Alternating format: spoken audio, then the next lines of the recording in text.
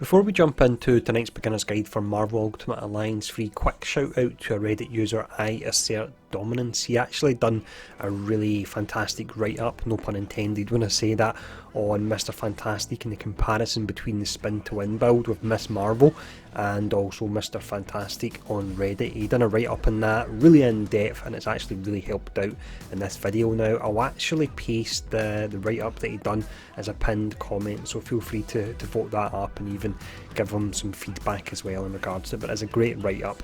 But the character of course we're looking at is Mr. Fantastic. So in this video, to let you know how he plays, we start off by checking out his overview and his stats, then do a deep dive into his abilities. We'll talk about the team bonuses next. We then have the Synergy attack guide. We'll look at the build option that I run on him and the ice rate that I equip. We'll then check out his alternative costume, and he has 2 of them at the moment, and then we finish up with a quick summary. So let's jump in and we'll start off with the overview.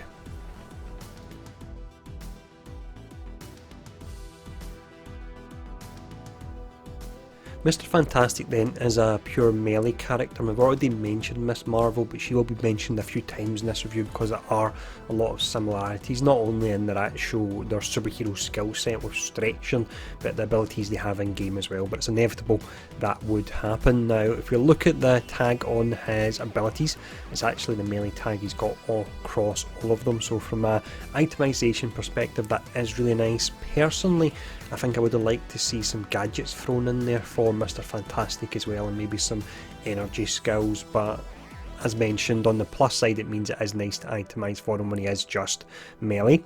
When we look at his hero trait, it's glide, and it looks really pretty hilarious. He looks like one of these squirrels that jump down from the tree and spread out their arms. He really does look funny, and there's a lot of part of his kit, to be honest, that is really funny. I think that's probably his biggest strength, to be honest. Now for the stats, he doesn't do too good, but majority in the heroes in the game, unless your name's Thanos, they don't do that good stat wise. But his strength is a B, so that is very good for his melee attacks, which is all of them. Vitality is a D, mastery is a C, resilience is a C, durability is a C, and you guessed it, energy is a C as well there, so very much middle of the road. Now what we'll do next is we'll have a more in-depth look at his abilities.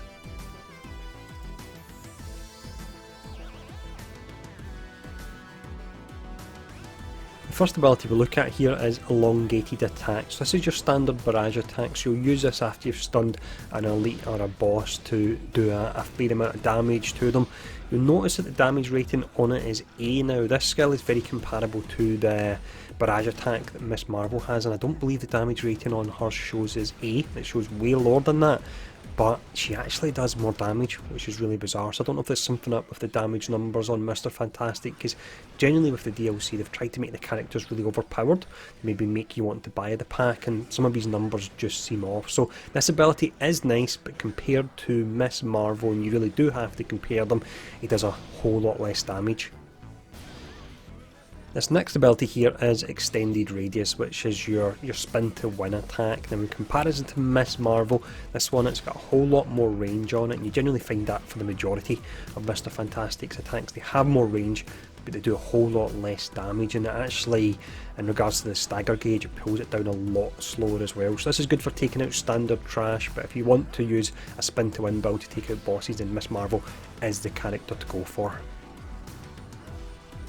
The next ability we have is Full Momentum. Now this one is actually the same as the travel ability you had in Marvel Heroes Omega, so it's really awesome to see them using that. However, from a gameplay perspective, other than the fact that it looks really funny sipping about the levels in it, it's an ability that I wouldn't really use that much at all, because the problem is if you're using it to get about levels, it does consume a decent amount of energy, so by the time you actually get to the enemies you're about to fight, most likely you will be out of energy. So it's good for having a laugh, but other than that, not an ability I would use too often.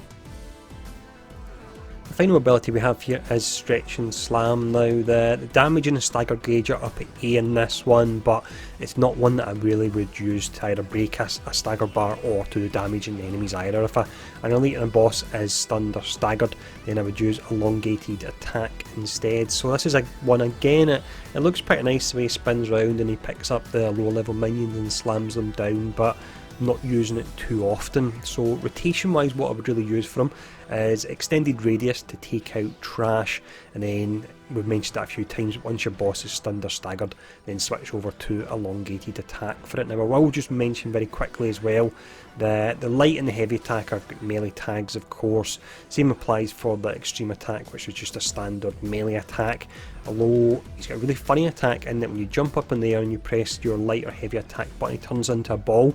If you continue to press the button, it keeps bouncing. It actually makes it hard for enemies to target him. He does decent damage and he regens energy as well, so that's a pretty fun move to do. But next up, let's have a look at the team bonuses.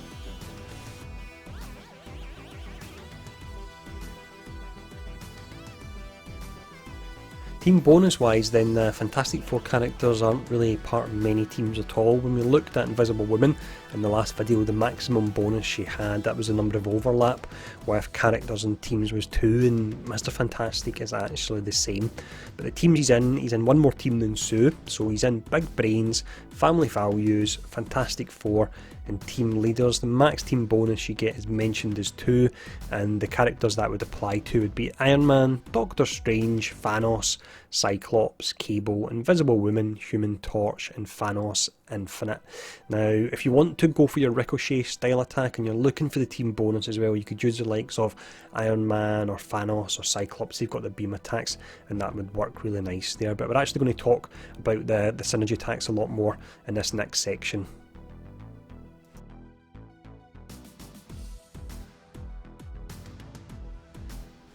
Synergy attack wise then, he has 3 different synergy traits. It's Barrage, Area Assault and Charge. The important one is Area Assault. You want to convert that into Ricochet. Now characters that can work really nice, it's generally characters that fire out projectiles really quick. So you've got the likes of Wasp or Gambit that can work really nice. I'll also mention the fact that if you're playing with other actual players, then what you can do if you want is you can go all out in the spin to win synergies. You can run Miss Marvel, Mr. Fantastic, and then have a character that can throw out projectiles as well, and you'll be spinning to winning all over the screen. But you can't really rely on the AI to do that. You do need other players to set that up and do it, but that is a lot of fun. In regards to the top 5 synergies, this is the characters that have the highest amount of synergies, not necessarily the most effective synergies, but the highest amount.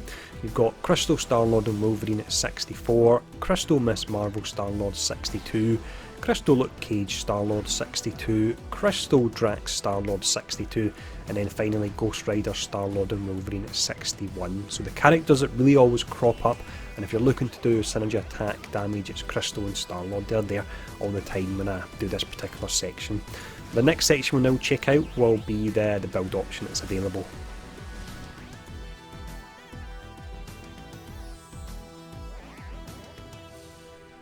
Build wise then, it has to be the spin to win 2.0 build that you go for, and as I mentioned earlier on, it might not be the best at taking down bosses, but it's really nice at taking out trash, and you can also combine it with Miss Marvel as well. But the setup I would run ISO wise, the most effective one at the top is the increased melee damage by 19.2, and here's actually the bouncing move I was telling you about a moment ago, so that's really fun there.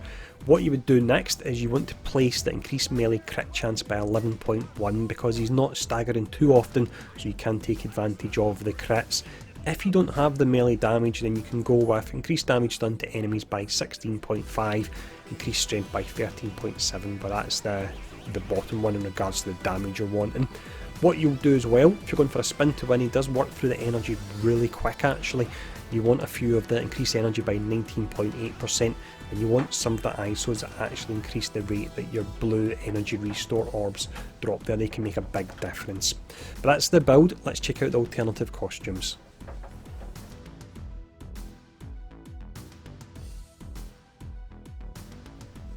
First costume we look at then is his standard recolour, and it actually looks really nice, this one. So in order to get this, it has to be the Shadow of Doom story mode. You must play it on Superior, and it's in the negative zone. It's in one of the treasure chests, so when you're working your way through the negative zone, destroy all the chests and then you will pick this one up. Next up we have the Future Foundation costume, and just to confirm that the time of recording this video, we do not have an alternative recolouring of this. There's no news if we actually will get an alternative recolouring of it, so you can stop looking for that now. In order to unlock this, it's the Shadow of Doom gauntlet, and all the future Foundation costumes actually come much later on, so you need to level your characters to around about level 200 plus if you're looking to unlock these. Now that's the costumes. Let's just finish up with a quick summary.